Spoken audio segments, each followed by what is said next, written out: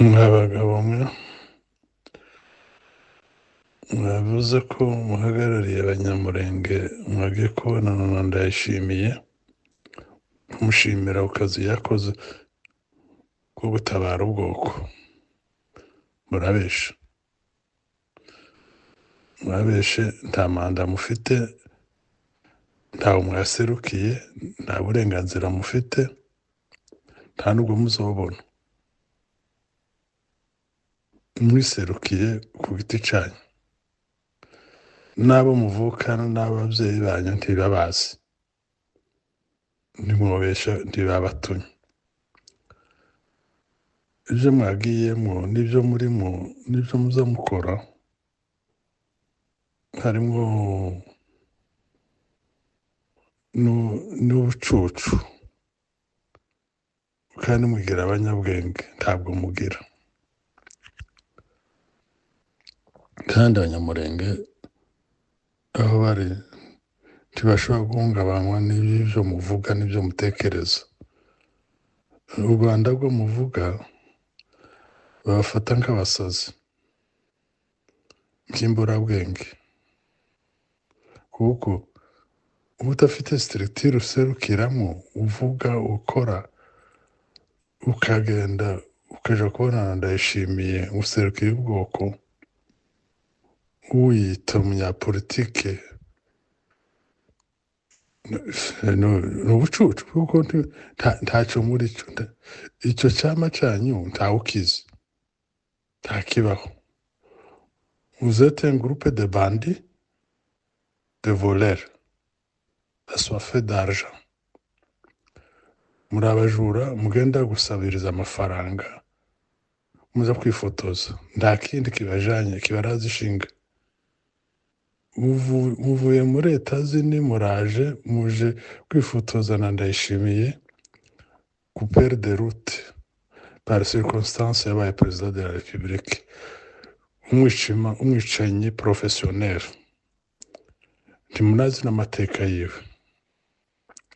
Ndayishimiye iraparticipe muri jenoside yo muri 93 mu Burundi, mubisha abantu Kibumba. Nimba mutahazi, ni iwabo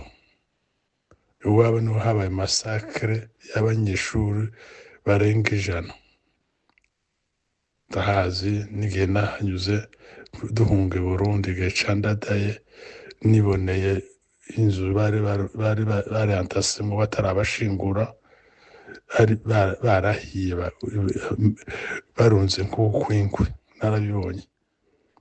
na commemoration ya jenoside mu Gatumbana yaho ngaho ya mbere nayigiyemo na delegation. Ndahazi, ndabizi, n'abana nigishije b'abarescape ndahazi. Je connais l'histoire. Ndayishimiye harimo babigizemo uruhare. Icyo ni kimwe yakoze. Amaze kubikora yahungiye mu Rwanda. Jenoside ya 94 Ndayishimiye yayibayemo, barabikeka, barabihamya.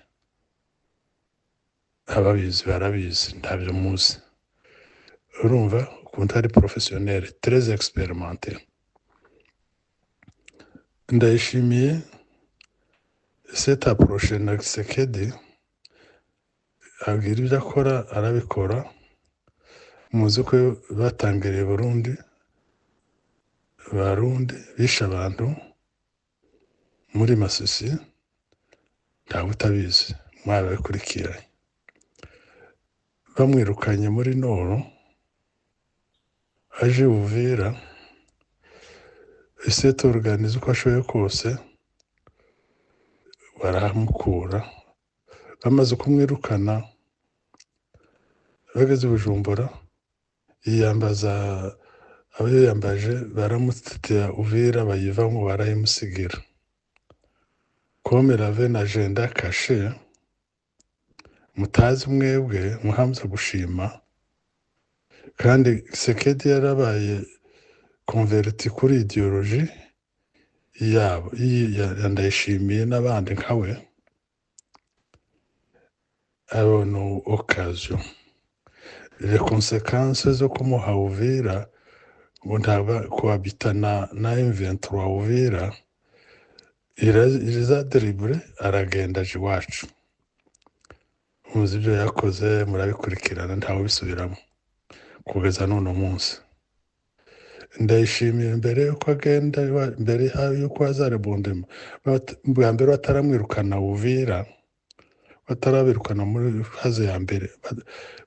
batarabakura hariya. Muzi Ndayishimiye yari yatangiye jenoside avec Brokis, afunga inzira za ruguru Minembwe, ababuza umunyu n'isabune n'isukari byose akora. Brokis ku Banyamurenge murabizi. Ibyo ngibyo niko gutabara muvuga yatabaye Abanyamurenge contre l'agression rwandaise. Ibyo murabyumva ko ari byo nimwe mubivuga. Ndayishimiye yagarukanye ubukana azana n'abari barasigaye. Ndakeka ko ari we wazanye Abatanzaniya n'Abangora bagira coalition imbonerakure Interahamwe, FDLR, Tanzanie, armée tanzanienne, angolaise na armée burundaise. Ngira ngo ni Turwakari yagiye muri Congo iwacu, pana muri Congo ruguru. Ibyo bakoze Zimbabwe bagwanye n'abantu batazi nabo, batashobora no kuzapfa baramenye imbaraga zabo, kandi ntacyo bagezeho kandi ntacyo bazongeraho. Pensire barapfuye, resistance iracyariho, n'ubu izakomeza, ariko izagira igihe ihagarara. Kandi la victoire ni yacu, bazatsinda.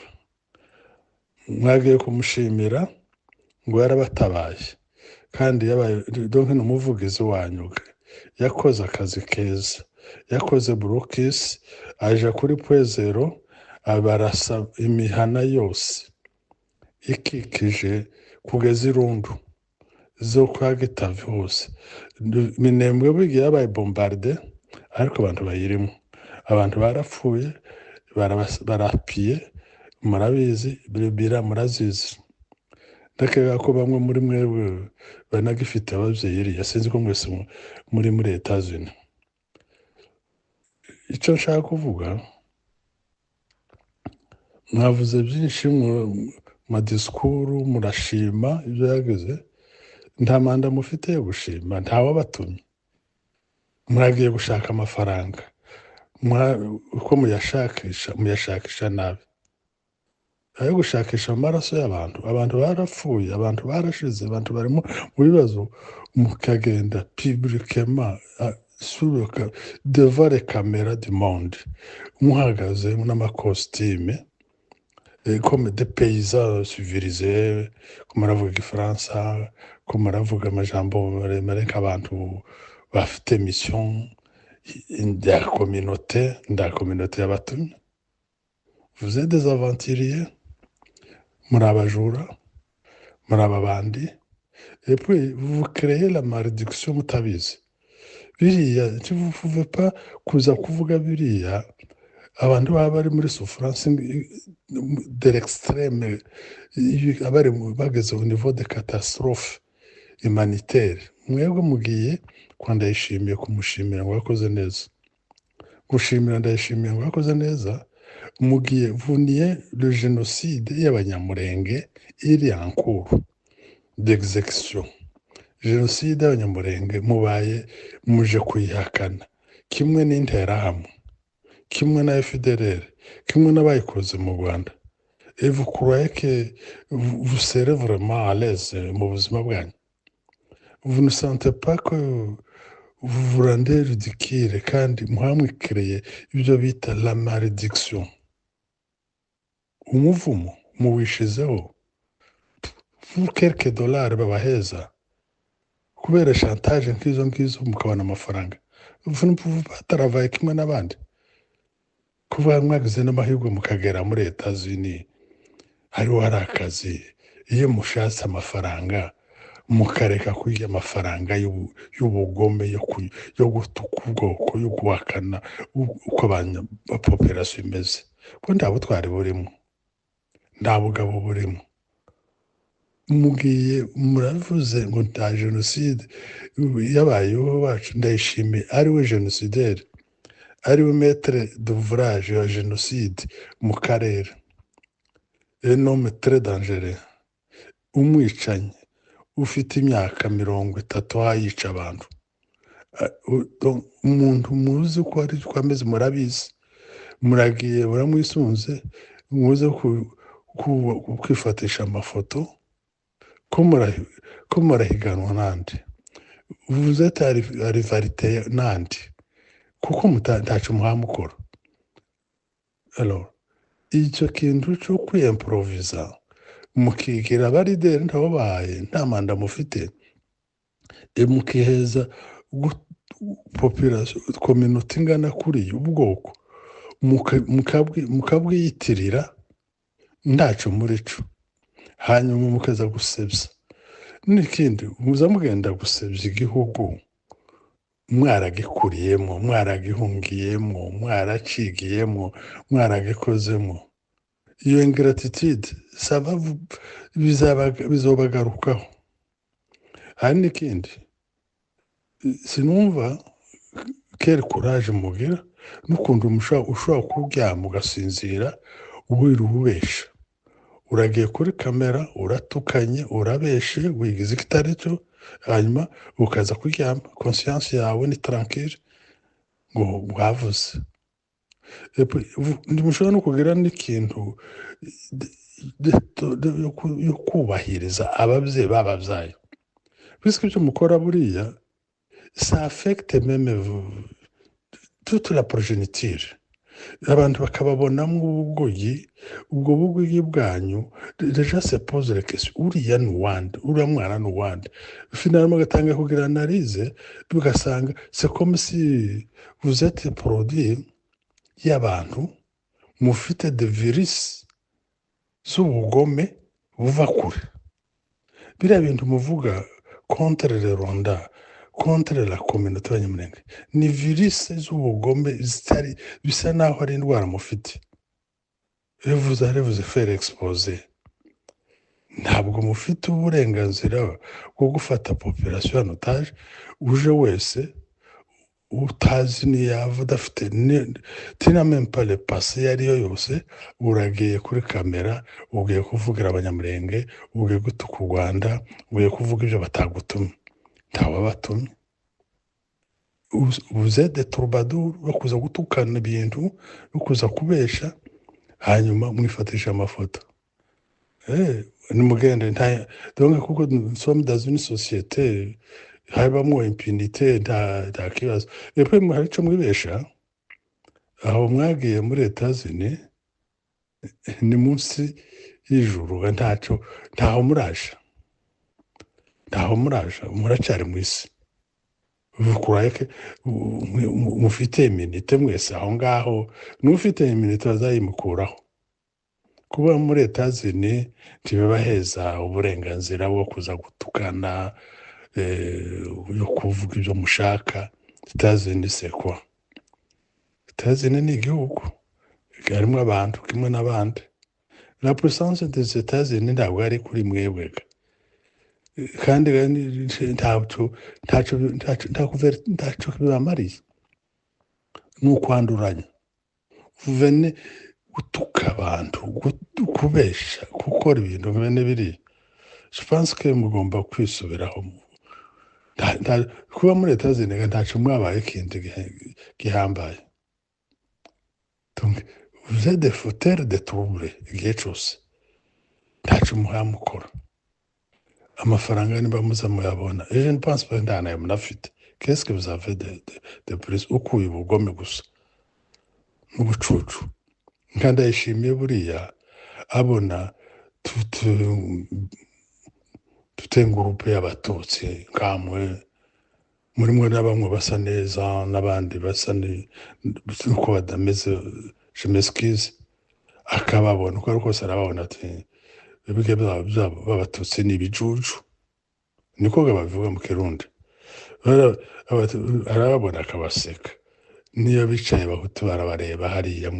mwexpose muhamutuka abatutsi muhamutuka ba nyoko na baso muhaye musebya abantu babapfa amadrone abari hejuru Kisekedi karasa gutera amadrone amwe aza i Bujumbura Ndayishimiye qui était coupeur de route qui est devenu président par circonstance muragiye muramwambaye mumuhaye igiciro ngo perezida de l'Union africaine ngo perezida de la République biriya babona ko muri bicucu donc nabo ubwe baravuga mu buryo b'abanyamurenge ngo urazi ko ari ibicucu none baje kuyaga na perezida de la République mwaje kuyaga iki muhamubesha barabagaya barabasuzuguye muri suzugurisha mukanasuzugurisha abatutsi ku isi vous êtes les déchets y'abatutsi nta mututsi wogenda reka mvuge satere mije miskize vous êtes muri groupe yanyu vous êtes les déchets y'abatutsi vous ne représentez pas quand même de valeur y'abatutsi nta mututsi woza kuvuga bene biriya kuri kamera azi ko ari we uzi kuri we ukagenda kwitukisha ukagenda kwisuzugurisha ugasuzugurisha ubwoko kubera ibyo babaheza je ne pense pas ko ari cyo babaheza ahubwo ni ubucucu nyine mufite je pense que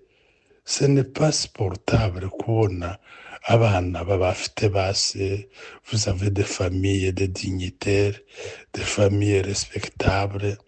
baza aho muva kuri ba nyoko na basogokuru que vous êtes des enfants nés dans des familles respectables vous n'êtes pas des ramassés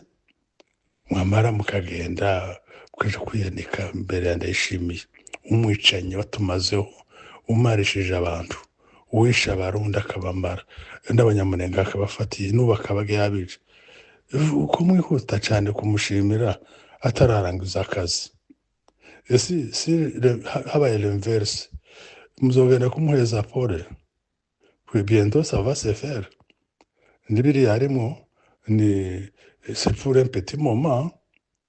nibihinduka si la situation change atarangije mission yo kumara abanyamurenge atarangije gukora ibyo byamujanye bumvikana Kisekedi muzagenda gusa kumuheza pole ko kazi kamunaniye mwamushimiye ko yakoze hayakora mais n'a pas encore terminé le boulot nous sommes là nous résistons il sera azakugwa n'isoni barazimukuje n'ubu kuko umukobwa yavuze ngo minembwe haranyerera nibyo nyine haranyerera ils ont bombardé les gens résistent les gens sont très forts ils ont la bénédiction y'Imana de gagner cette guerre c'est une guerre qui est devenue c'est une guerre sainte iriya iri intambara ikomeye abayirwana barayishoboye quelle que soit la force et puis ça ne vous fait pas honte yo kubona mumwe timuragenda ngo muri yo courage mufite muve muri Etats-Unis nk'abandi ngo mugende mushake inzira mugende mushike muze kubashimira abara bitanga igihugu barara kwijoro barara mu gihuru ngo murebe mwari kugendaga tukabashima mukagenda mukavuga ati comment vous avez réussi yo kurwana na Tanzania na Angola n'u Burundi na Congo mukaba mukiriho ntibishobora kubatangaza nicyo mwagomba kuza kurebaga niho mwagomba kuza gushimira ndatekereza ko ari byo mwagomba gukora mukagenda mukabashimira mwarakoze bene data kuturindira ababyeyi kurwanira igihugu mukaba mukiriho n'ubu ngubu mukagenda mukabashira sukari n'umunyu n'isabune yo koga nibwo butwari mwaba mwerekanyaga nimba mukunda igihugu noneho kuko muzi ko babaye agressé n'u Rwanda noneho u Rwanda mwanga mwari kuza kureba bene wanyu babaye victime babaye agressé n'u Rwanda nibo mwagenda guheza pole cyane yumva twatewe n'umwanzi n'u Rwanda mukavuga ariko byose murabicurika ibyo yaje ko ndabagira inama ibyo mwari gukora ntabwo mbatuka ko ndabagira inama personnellement ku giti canje kuko namwe mwabikoze ibyo mbona mwari gukora nibyo ngibyo ariko ibyo kuvuga ngo ndayishimira mwamuga mushimiye ntabwo nareka kubigaya kandi ntabwo ntabivuga ibyo byo nabivuze kandi nabibagayemo ibyo mwari gukora nibyo ngibyo mutakoze nkanabagaya kuko mwanduranye kanabagaya kuko mutari barekonesa gutuka u Rwanda ngo gutuka abanyoko n'abaso niko nje mbifata gutuka u Rwanda murugira abagizi ba nabi no gutuka u Rwanda ni nkaho utuka nyoko naso u Rwanda n'umuvyeyi rwadutabaye muri 96 mwembe mutaramuhari nimba mwari mutaravuka twarabibonye tuzi ibyo bakoze muri Zura tuzi ibyo bakoze Karebe batabara abantu ibyo bakoze Gitona n'ahandi je nzambivuga ntabitinya nimba mutabizi nibyo kandi ibindi byo kuvuga amateka y'intambara ya Kongo timukabijemo ntabyo muzi nuko byatangiye mwari mutarabaho bamwe n'abanyoko n'abaso bari batarabaho twabayeho mu ntambara ababizi barabizi imyaka tugize dufata imyaka 60 turi mu ntambara tuza tugira pause intambara y'iwacu uko imeze bazaroho bayite la guerre de 100 ans la guerre de 100 ans ndibivuga ko bagaza bagwana buri munsi kuva mu mwaka wa mbere kugeza imyaka 100 5 ans de repos 10 ans 20 ans et la même cause ikasubiga produire ya ntambara donc ntambara ya Murere yaje ari yindi niza yireproduza kugeza n'uno munsi la guerre de 60 ans murabyumva donc guhera muri 64 le 15 avril 1964 nibwo intambara yatangiye niyo gano biracariho les causes ziproduza les mêmes effets bien ibyo no mwebwe mukagenda mukirukanka mukaja mu mateka mugatuka u Rwanda la guerre d'agression ko babivuze agression est-ce que muziremo agression cyari cyo none Makengo hayo Rwanda Rucuru ufashe Rucuru na Nord Kivu yose Makenga ene Anyanzari ni muri Kongo yabaye agressé gute aho Sematama aho yavukiye Mukamombo agwana ni agresseur muramurusha kuba umukongomane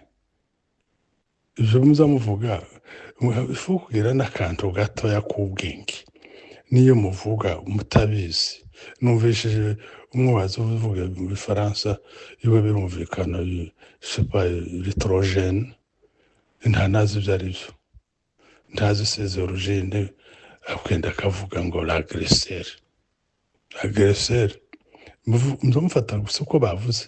Kisekedi yavuye ngo le pays agressé nous avons été agressés par les Rwandais ikindi cyose kavuga na finale mu Rwanda muzamuruvuga sinzi muzaroha muvuge ko u Rwanda ari gwishina na Rumumba kuko ari baza bavuga cyane donc muzavuga ko Rumumba abanyarwanda bamwishe il a été assassiné par les Rwandais niyo muzoje muzamugenda mukavuga ibintu mutageze n'uti muri mwebwe bamwe barize rwonza numva hano umuntu n'umupeza w'iwacu utarize tashobora kuvuga biriye bafite ubwenge barabibona baza bateye baza bandambara yavuye donc cessez de nous prendre en otage n'ubujura bwanyu n'amafuti yanyu n'ubwenge bukeye uraza gushimira ndayishimiye ari wowe utumye abantu badasinzira Gakenge Karungi Rubemba Karingi Zamuriza kugeza irundu zarasambutse murabizi uriye gushaka amafaranga yo kuza kubaka igihugu no gutabara abahabagwana ko muraza gushimira ndayishimiye ninde uzurasariye ntabwo ari amorti y'abarundi ni bandi bari kuri ligne de front faire de lance intambara hariya n'abarundi kandi abarundi nibamara kuva hariya intambara zashira ndaho murabizi. Je vous remercie kandi ntabwo tuba twereka ngo mube muvuge vous n'avez pas droit d'insulter les gens de faire quoi. Donc nubwo ndafite uburenganzira bwo kubacyaha, mais j'ai mon opinion, je suis pas d'accord n'ibyo mukora. Nta burenganzira mufite, nta manda mufite. Sawa.